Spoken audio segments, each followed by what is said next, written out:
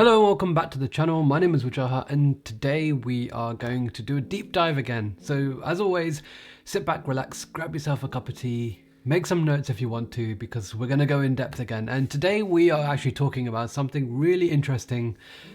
Berachain. I've been researching as much as I possibly can about Berachain because it's something that a lot of people are talking about now, and something that has been building under the radar probably somewhat, given their history and given kind of where they've come from.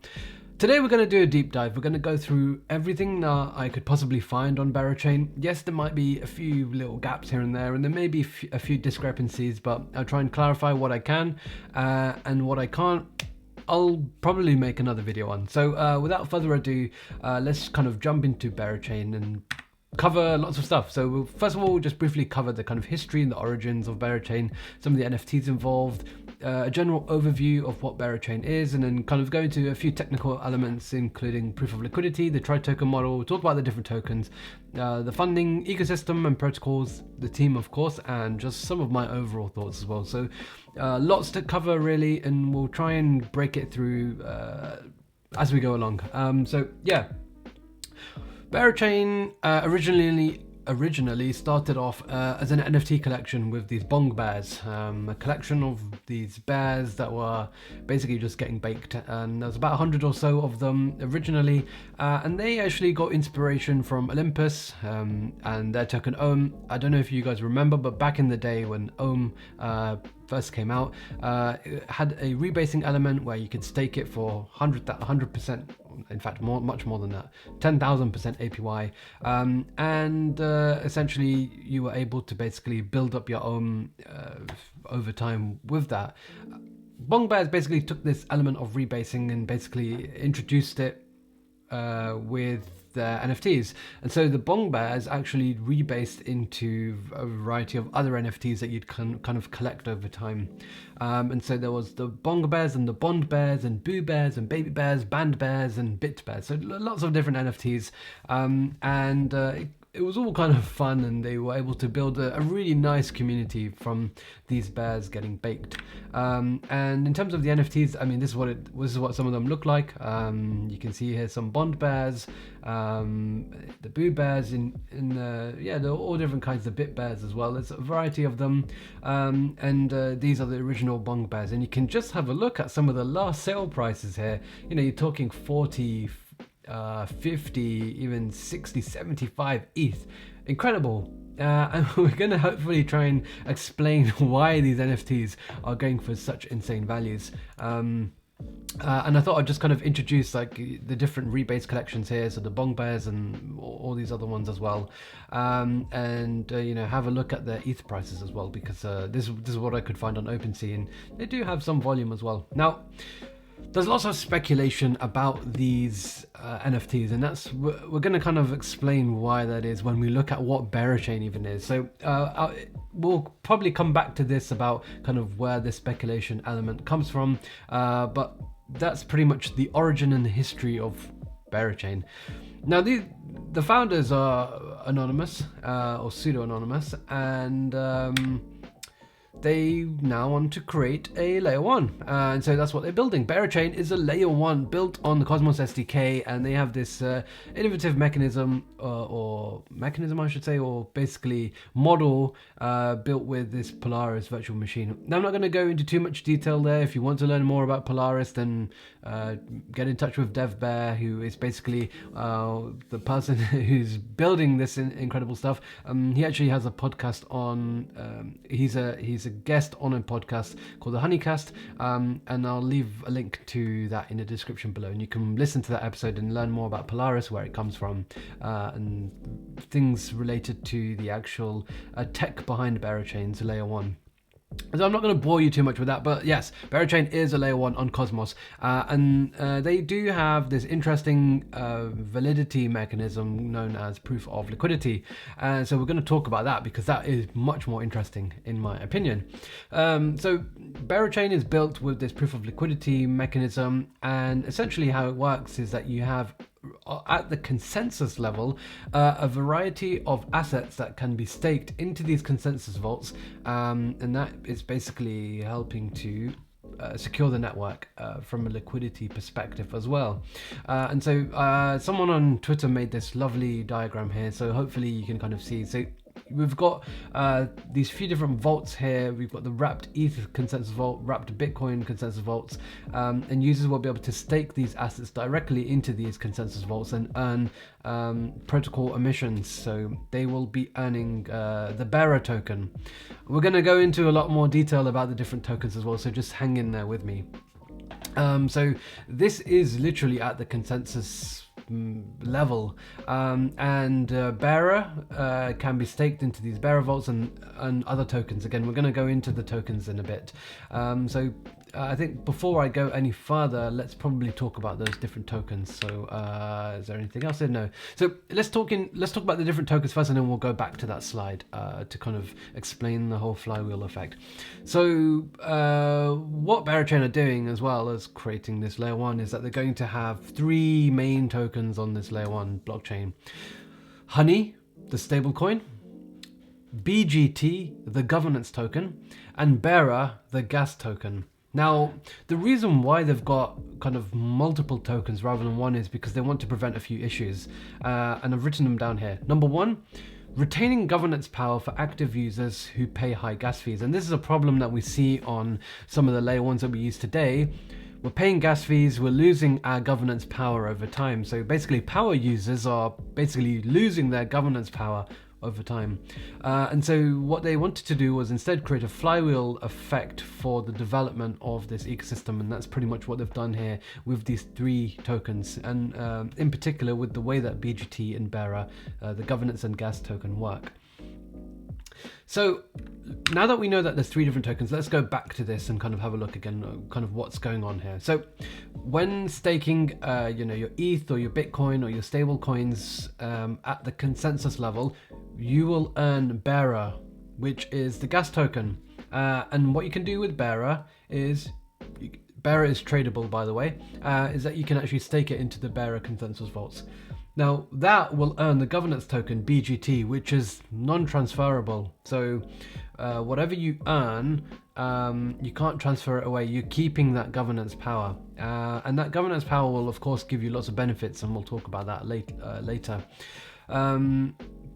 They will also introduce a native DEX, and essentially these assets that get deposited at the consensus level will get paired against the stablecoin Honey that we just talked about, and essentially that will create the liquidity used by the blockchain. And so essentially we're building liquidity at the consensus level, or at the consensus layer, which I think is great.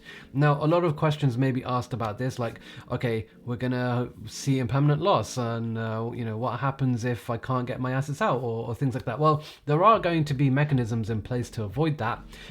One of them being is that there's going to be a native perp DEX built on top of the native DEX, which is hopefully going to hedge against that impermanent loss risk. Now, I may be talking quite a lot, and I'm giving you a lot of information, so if you need, you might have to pause the video, replay it a little bit, and just kind of go through this diagram to just kind of get your head around it, because I'll be honest, it took me a while to get my head around it too. Because there's a lot going on. So ultimately, the point I want to make here is that there's vaults at the consensus level in which users will be depositing ETH, Bitcoin, and various other assets, and that will be earning Bera, which approximately, according to this, is around 10% of annual emissions. Of course, they will also earn protocol fees, and Bera can be staked to earn BGT, which is the governance token, and it cannot be earned in any other way. BGT can only be earned via Bera, and basically with these assets, they will be paired with Honey, which is the stable coin, be used as LPs to basically bootstrap the entire liquidity for the protocol on its native dexes, and that will be hedged with perps to basically negate the effect of impermanent loss, and hopefully build a huge amount of liquidity for people to use in the ecosystem. Now, I do appreciate that I have just said quite a lot there, so if I have, I apologize. Let's go back to full screen. I apologize, and I'll hopefully try and clarify even further in the next few slides. So As I've written here, here's how it works. Users who provide liquidity on Berachain using those LP honey will receive block rewards in Bera as well. You can then stake your Bera for BGT, and yeah, users who stake BGT will obviously earn Bera and honey as well, making it a good investment option. Well, I don't know if it's going to be a good investment option or not. I cannot give any financial advice, so ignore that statement there. So here's another diagram that again I found on Twitter, so thank you to whoever made this. Pause the video here if you want to read and kind of get your head around how the flywheel effect works.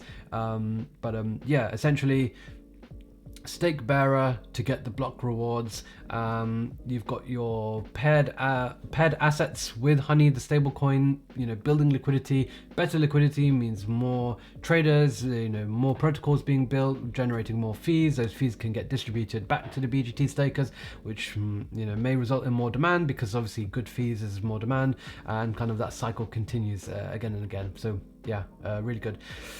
Let's talk about BGT. So BGT, as I mentioned, the governance token, it can only be earned by staking Bera, and of course they will be BGT holders who provide liquidity on Berachain will receive trading fees. But of course BGT does have a few other elements that are important in terms of direction of emissions, whitelisting of consensus assets, consensus weight, other governance, and obviously earning the real yield of honey as well. Now, I did actually hear one of the founders of Berachain, DevBear, actually talk about maybe some of this stuff maybe changed, and actually kind of the whitelist of some of these assets may be given to other kind of players within the protocol, or within the blockchain, I should say. So just bear that in mind, but at the moment this is kind of where things are really. Honey is an over collateralized stablecoin.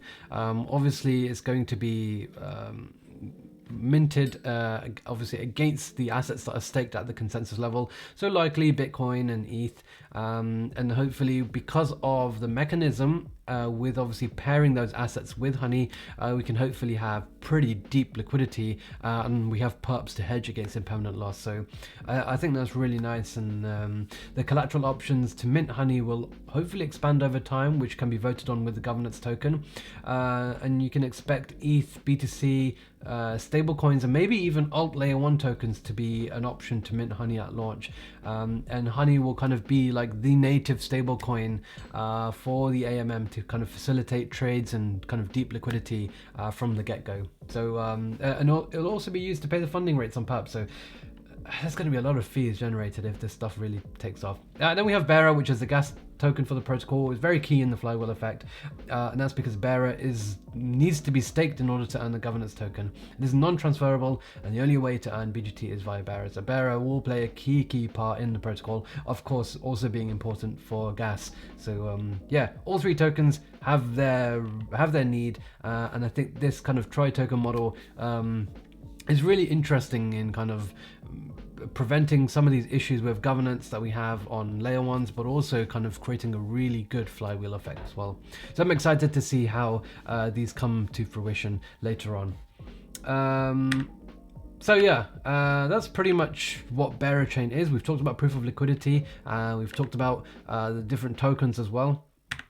Talk about funding now. Now, Berachain has actually raised a fair amount of money, $42 million out of $420.69 million valuation, and this was led by Polychain Capital and some variety of other VCs here, including angels from some big names. I mean, Celestia, Layer Zero, this is Aura, Redacted Cartel, Pendle, Badger, and some big names here as well. So I think there's a lot of people involved and a lot of people that want the success of Berachain to grow.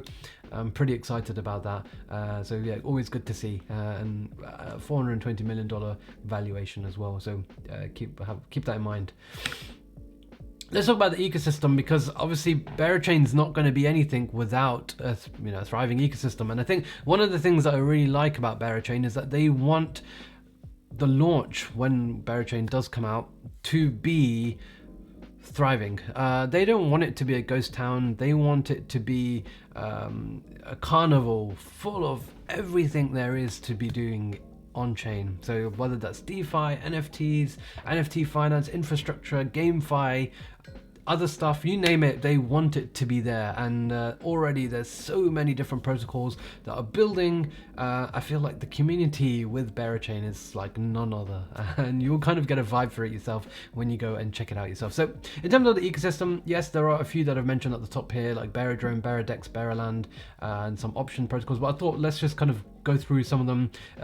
So in terms of DeFi, we've got AMMs with Beradex and Beradrome, CrocSwap, option protocols over here as well. And then we've got strategies and yield optimizers. We've got more dexes, perps, lending, and then we have obviously big protocols already that are committed to kind of working together with Berachain. Redacted Cartel, which I'm sure many of you know I'm a big fan of. Olympus DAO as well, Temple DAO. We've got meme coins which are going crazy these days. Lots of GameFi stuff with RPG games and some other, the honey jars as well, which we're going to talk about. Infrastructure, we've got like a ENS kind of like protocol with Baranouns, incubators as well, and lots of NFT stuff with Abacus, Gumball, Caviar, which is an NFT AMM, kind of like SudoSwap.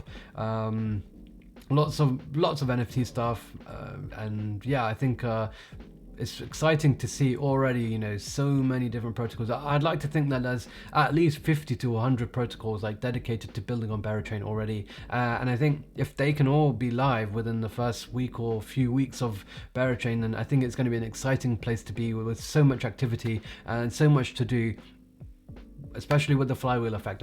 It's going to be an exciting place, and probably will be one of the places where activity on Cosmos is worth kind of bridging to. There is also this other thing that I think is important to talk about called the honey jar. Have a look at this article. So it's at the honey jar, and it's the honey jar 101. So definitely recommend taking a read here. But essentially the honey jar is like an unofficial NFT project where they're kind of building some elements, you know, kind of speculating on Berachain as well.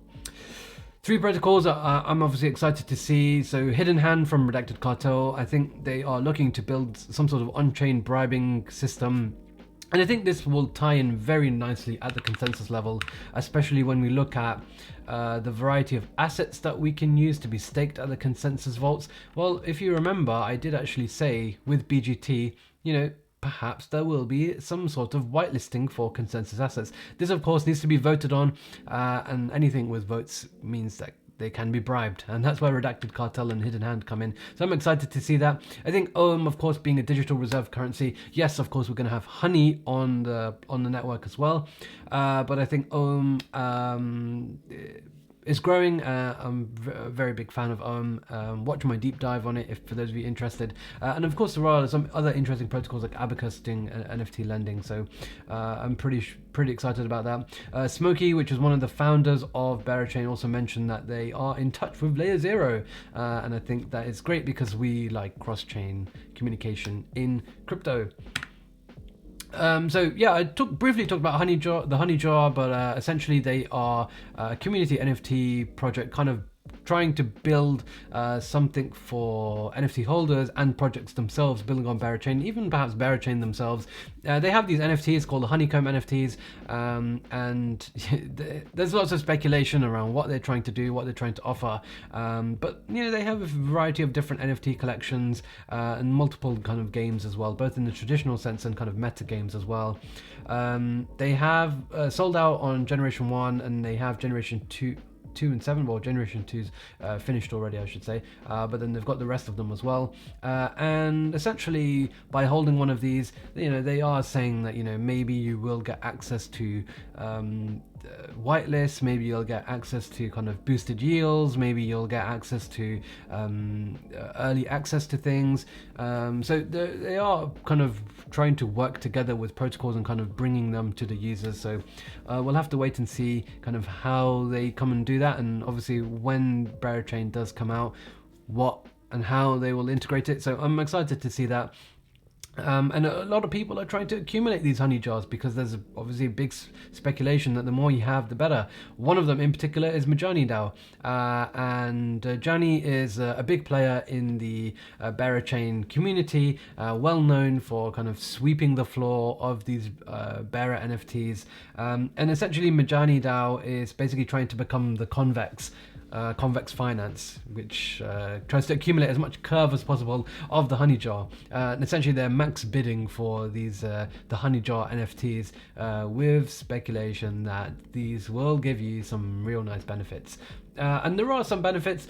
I'll be honest, off the top of my head, I can't remember. I believe there was some sort of prize, $450,000 or something like that. So please correct me if I'm wrong, but I did hear that in some of the podcasts that I did listen to. So I think there probably will be some benefits here.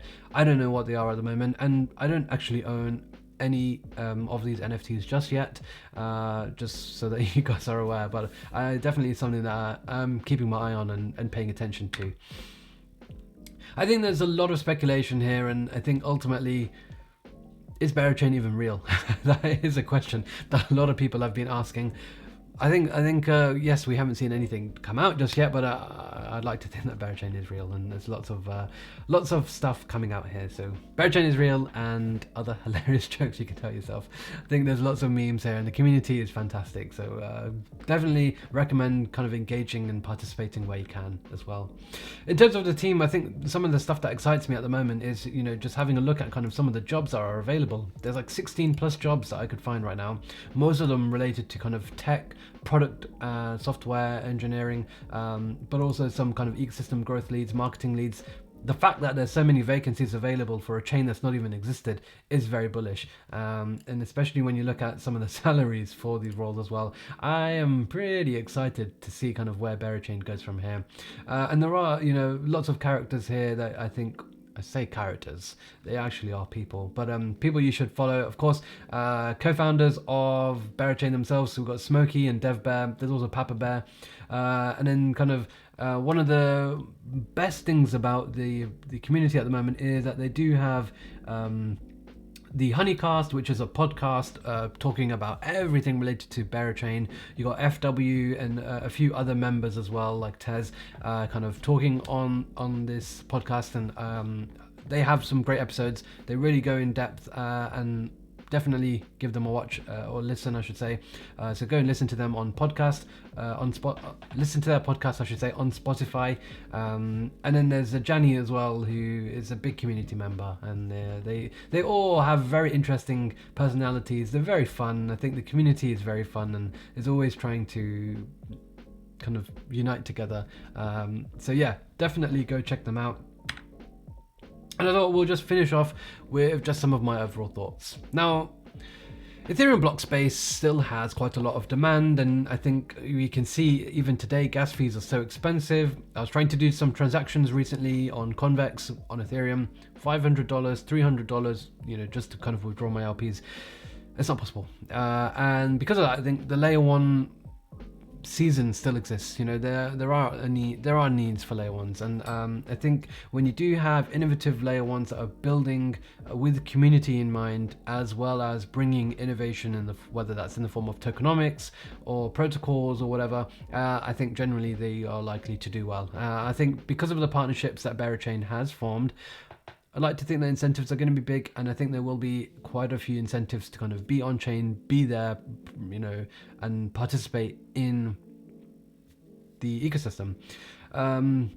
Perhaps some of this stuff, it will be a little bit more degen, so bear that in mind. We do have pseudo-anonymous founders, but I think that's kind of part of the allure that kind of brings people to Berachain. I think if the founders were doxed, I don't think it would be where it is as at the moment. Of course, they have these NFTs. Let's go back to them. These NFTs, I mean, they have really high floor prices, but of course there isn't really that many either.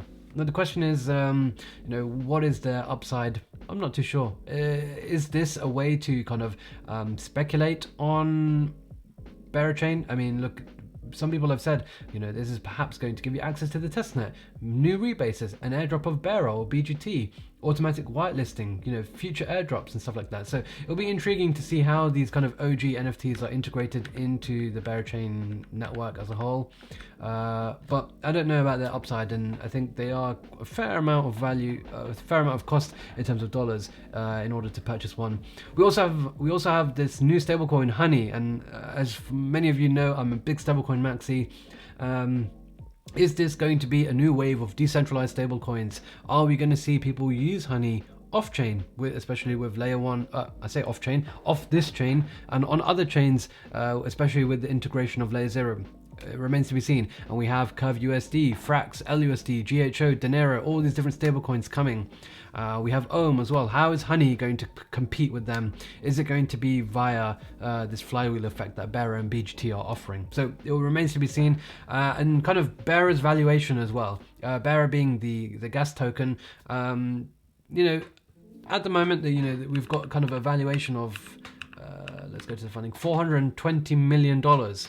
Fair amount of money, but I mean, if you look at some of the other kind of new layer 1s and layer 2s coming out, they're all coming around that 10 billion fully diluted value mark. So is it going to be similar to that? I'm interested to see. When is Berachain even coming out? It's something I didn't write down, but maybe perhaps later this year, but who knows. I think they're still building a lot of things as well. And I think there are some risks still in the system, for example, drawing big price swings, kind of what will happen, how are the positions going to be hedged specifically. We've got a lot of things to really think about there, especially if the system doesn't work or the flywheel doesn't work. Are there any possible faults in that system as well? And kind of Cosmos being a winner here, really, with kind of a big chain, which hopefully brings in a lot of people in. Osmosis being the kind of liquidity layer on Cosmos at the moment versus Berachain. I'm more excited about Berachain, to be honest with you. So yeah, I think Berachain has a lot of exciting things. Yes, there's still a lot of things unknown, but I think I'm excited to see where the chain is going next and kind of what they're building next. So this is basically the first of hopefully another deep dive into Berachain, especially when things are live or some more things are coming out.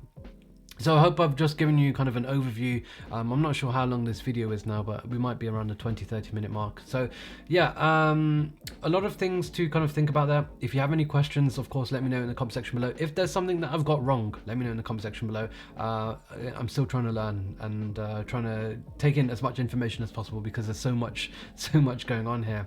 So yeah, smash the like button, subscribe to the channel, drop a comment down below about your thoughts of Berachain. What do you think? Do you think it's going to be something that does well? Do you think there's something missing here?